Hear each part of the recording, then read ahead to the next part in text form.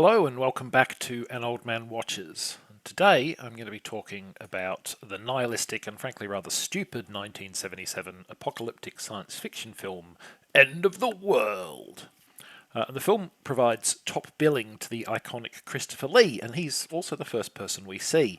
But after the opening scene, the movie's biggest name disappears for more than half the runtime. Our real protagonist is Professor Andrew Boren, played by second-string TV actor Kirk Scott. Professor Boren has two main things going on in his life as the movie begins. The first is a renewed sexual passion for his wife, and the second is mysterious messages from space. What the former has to do with anything is a little bit unclear, since it never really comes up again, but the messages from space do actually matter for the plot. Boren and his wife set out to find the intended recipient of these strange missives, and after a false start or two, locate them in a small, isolated church.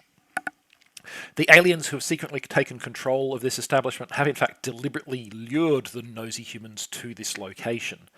They capture the intruders, then use Mrs. Boren as leverage to force the professor to steal something called a variance crystal for them. When he asks the aliens why they need the crystal, the explanation is a flood of technobabble that would embarrass even the laziest of Star Trek scripts. Boren initially refuses, but after attempts to escape the aliens end in failure, he ultimately acquiesces to their demands. Once the professor does steal the crystal, however, the aliens are now free to reveal their true plan, which it is safe to say is not one that bodes well for humanity. I'll say more about what happens then later, so heads up that this video will ultimately contain spoilers. So End of the World is an early production from Charles Band.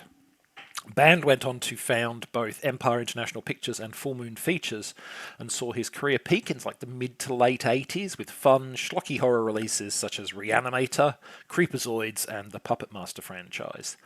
Those movies were still a long way in the future in 1977, however, and it's safe to say that none of their verve is on display here.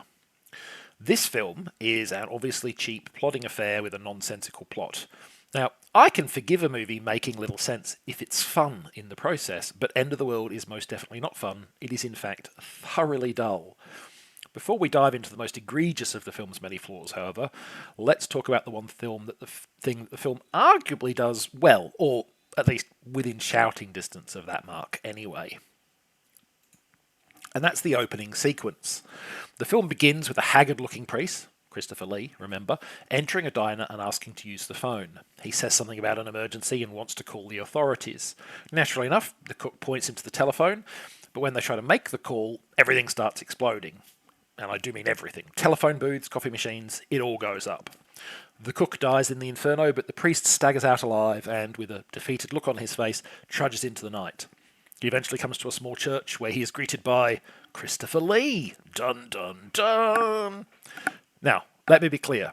There's nothing nuanced or particularly clever about this sequence, but it's by far the best part of the film. It moves along at a decent clip, there are enough explosions for some spectacle, probably blowing most of the budget in the process, and it ends with the sting of duplicate Christopher Lees. I was at least somewhat interested in finding out what was going on, but then the movie meanders off into complete tedium for well over 30 minutes. It doesn't matter what mystery you dangle at the start of a movie if the most exciting thing to happen in the next half hour is some guy looking at computer printouts. And honestly, the tedium still doesn't actually end when the film finally brings Professor Boren and his wife into contact with the double Christopher Lees. The film stays just as slow and talky. What does change is that the talk becomes a whole lot less coherent. What eventually emerges from the mess of nonsensical ranting that the aliens who have taken control of the church have come to Earth to destroy it. Their motives for this appear to have been inspired by the ending of War of the Worlds. Earth is a hotbed of disease and cannot be permitted to continue polluting the galaxy. Now, I note the use of the word continue there. Apparently, we humans have somehow been polluting the galaxy without ever even gone further than our own moon, which is pretty impressive work on our part. But like I said, coherence, not a strong point of this movie. It's a good thing old H.G. Wells didn't live long enough to see this nonsense.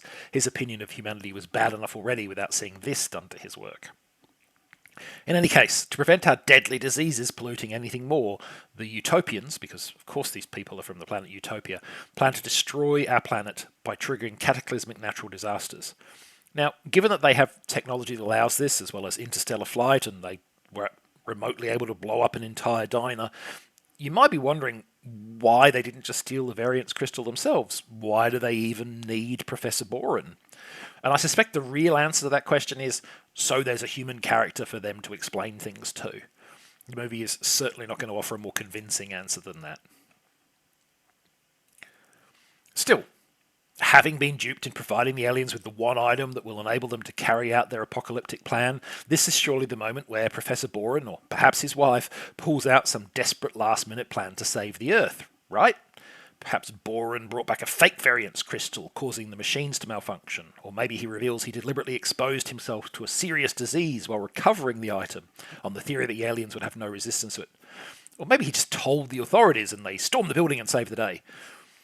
Well, warning.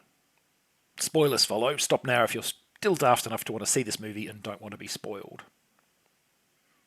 Still with me? Okay.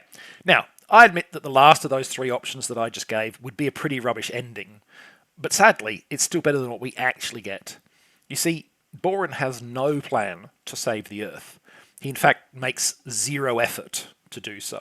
Instead, he and his wife placidly watch the world being blown up around them before he finally turns and says, that portal the aliens used to escape is still open. Maybe we should go through and see if they'll give us refugee status. So they hop on through and the movie ends. Yep, that's really how it finishes. Now, as an aside, if you're wondering, hey, wouldn't the Borens be potentially carrying deadly Earth diseases through the portal with them? Well, congratulations. You are apparently thinking about this movie far more carefully than its writers did. End of the world. It's not a good time. Stay away. Next time, the gonzo excess of 2007 action film Shoot 'em Up. But that's next time. Until then, thanks for watching this video, and I hope you enjoyed it.